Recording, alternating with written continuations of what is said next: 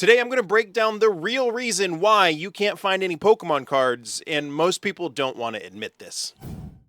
What's going on, everybody? Welcome back. You're watching the channel Dr. Applesauce 2. My name's Will. It's another beautiful day here in Texas. I hope you guys know that I love you, God loves you, that there is an awesome plan for your life. But it's no secret that the hobby's in a rough place, and there's a lot going on. And I'm going to tell you the legitimate reason why we can't find any cards and ultimately whose fault it is. But this is a multifaceted issue. There's a lot of pieces that are making this so bad. And let's break them all down. So let's just start with local game stores. I have been one of the most vocal people about local game stores should not charge over MSRP in the past. And I've learned that there's actually a lot of nuance to that.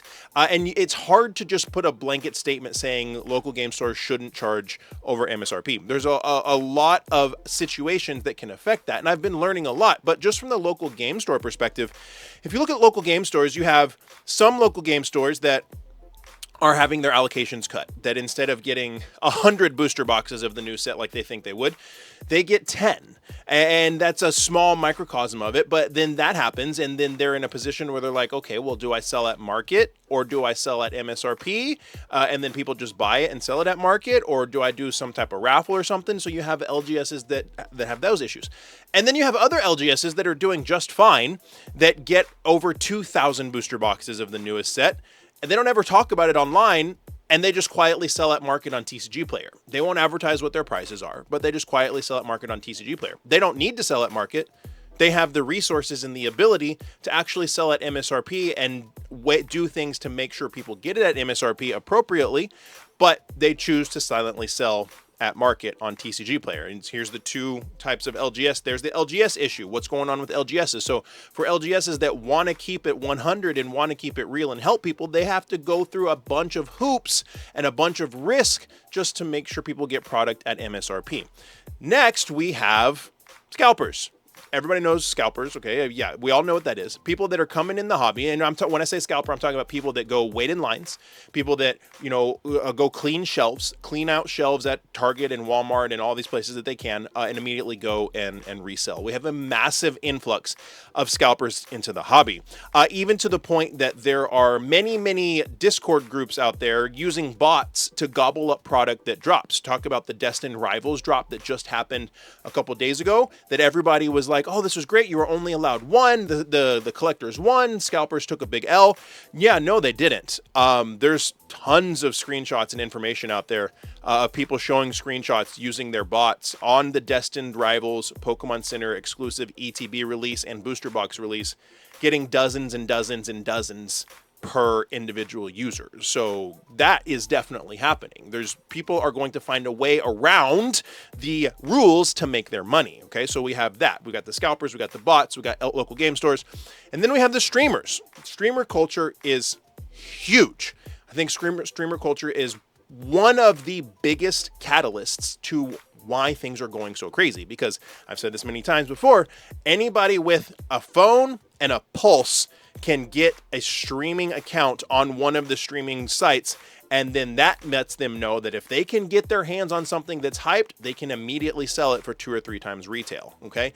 Then that perpetuates, okay, if I know I can immediately get my hands on something that's hyped when it's released and sell it for 2 or 3 times retail, well, if I can pay somebody off or create the correct relationships to get this stuff 2 weeks early, 3 weeks early, but I have to pay 2 times MSRP in order to do it, well, I could probably sell it for 4 or 5 times MSRP 3 or 4 weeks early, and then I can still make profit. And you see how all of this cycles. All of this comes together to create this really terrible hodgepodge of a situation that it really doesn't matter how much Pokemon is printing right now. It's going to go crazy. There's all this stuff happening, all these different people that want to make money, that need to make money, that are buying up tons of product. It's streamers I really want to do a video breaking down how many packs are actually opened on just Whatnot alone in like a weekly basis, because I'm sure it's untold tens of thousands and tens of thousands. And you add that all up and it becomes a lot. So we have all of this going on, right? You put all this together and it creates this cesspool of people just wanting to make money and FOMOing. And then within all of that, you have everybody that's on the outside that just wants to buy the cards and wants to collect the cards and wants to play the game and wants to have fun, and now can't find any. And here's where we get to the part that's going to make everybody mad, and nobody wants to admit this. And it took me a lot of thinking through this to actually say, yeah, I agree with this. The real problem, the real reason why you can't buy or find any Pokemon cards to buy is it's your fault. I'm not being hyperbolic. It's my fault. It's your fault. It's everybody in the community's fault. Everybody that has FOMO'd so hard and can't live without getting the new Pokemon cards that they're willing to pay some douche canoe $110 for a new ETB or $400 for a Pokemon Center exclusive ETB. Everybody that's done that has perpetuated the situation that we're all in. I'll be the first to admit I have done that one time. The only time I ever overpaid for something that had just came out was a Champions Path Elite Trainer box when Champions Path first came out. I paid $100 for an ETB, brought it home, and pulled the Rainbow Charizard. That is the only time I ever have paid scalpers for a brand new product. After that, I realized, hey, I'm just not going to do it if it's not MSRP. And so what I'm really getting at here is we have this whole situation, this whole cesspool. And the reality is the onus lies on us, the collectors. We're the problem. Yes, there's these other outside factors that are affecting everything. Outside people that don't care about the hobby coming in and setting up bots so that they can get hundreds and hundreds of products. People that don't have jobs that are waiting in line for 4 or 5 hours so they can clean out a Costco and fighting other scalpers so they can do it. People that are teaching other people, hey, you can go make $400 at Costco if you just get 2 of these boxes. Yes, all of that's happening. But if collectors would refuse to pay these outrageous prices, they would have to lower them. If there wasn't this insane amount of money to be made because people are paying these prices, these people that are coming in and scalping product and reselling to high heaven would have to lower their prices or sit on product that doesn't sell. But the sad reality is there's more people willing to pay these outrageous prices than there are people who are not willing to pay these outrageous prices.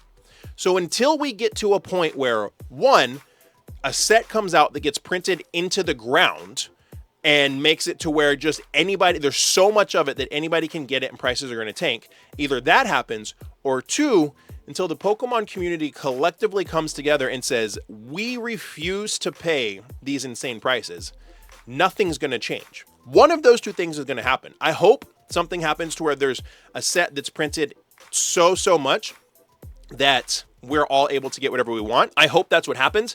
But the reality is prices will likely continue to go higher and higher and higher until it gets to a point where the majority of people physically can't do it. But then you have rip and ship culture where anybody at any point in time can log onto a stream and like, well, you know, I can't afford to pay $100 for the new ETB, but I'll spend $25 on a pack.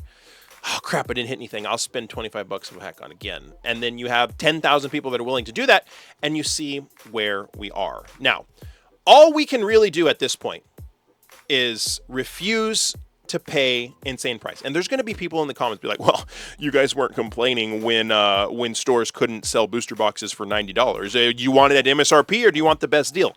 No, obviously the consumer wants the best deal. Obviously, we're just wanting the best deal. So obviously we don't want to pay overpriced. We want to pay as little as possible as a consumer. I'm not a store owner and that onus doesn't lie on me. And that's why I've learned to not blame the store owners. Yeah, there's some store owners that are doing terrible things and that quite frankly suck, but there's a lot of good store owners out there too that are stuck between a rock and a hard place. And so the reality is this is all our fault. If we would stop paying these incredibly high prices, people wouldn't be able to sell them and they would have to lower their prices. That's all we can really do at this point is refuse to pay these prices. And I will say, I, for one, I am doing my part. I am refusing to pay those prices. I refuse to pay over MSRP on something.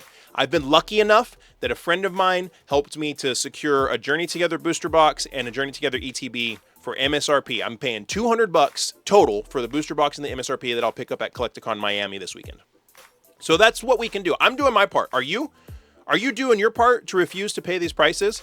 Well, I have to open my cards. I can't collect if I don't open. Yes, you can. You can buy the singles. You might not be able to open as much as you want, if any, but you could do your part to help this. And I gotta be honest, I don't think that's a realistic ask. I don't think it's gonna happen. There's too many people that have enough money to not care and just be able to pay to get what they want. And it's unfortunate. But the good news is things will eventually change. One of those two situations will happen eventually, and prices will go down. Things are going to get better. Things are going to get back to normal. But like I always encourage you guys, there's still ways to enjoy. I've got these singles sitting right here that I keep showing you guys. Buy singles that you like. Grade them if you want. Fill out binders. If you do this stuff with your kids and you really work together with your children, take your kids to the store, buy a binder and be like, all right, your favorite Pokemon is Eevee. We're going to fill this binder with Eevee cards. Go to local game stores. Go to trade shows. Buy all the Eevee cards that you can to build that binder out. You can have fun and collect in different ways. Pick up the TCG. Pick up a Battle Academy. Play online. Play Pokemon Pocket. Start building decks. Well, I can't build a deck. Things are too expensive. If you comment and say that it's too expensive to build a deck, you've never tried to build a deck. You don't have to have expensive cards to build a good deck that you can actually play with and have a good time. There are still things that can be done to enjoy the hobby. Because unfortunately, the reason we can't find Pokemon cards right now is because it's our fault. Too many of us are paying these outrageous prices because you have to have the new product. Guys, I want to know what you think about this video down in the comments below. Let me know your perspective. I'd love to see what everybody thinks. I see people commenting this all the time, and it's taken me a while to actually admit it and believe that, yes, that's actually what's happening. Let me know down in the comments below. If you guys enjoyed this video, give it a thumbs up. That really helps, and it's free for you to do that. It helps the channel a whole lot. YouTube says you'll like that one next, so go check it out. And like I always say, my friends, find somebody to love and serve today. Be the change you want to see in the world. See you next time.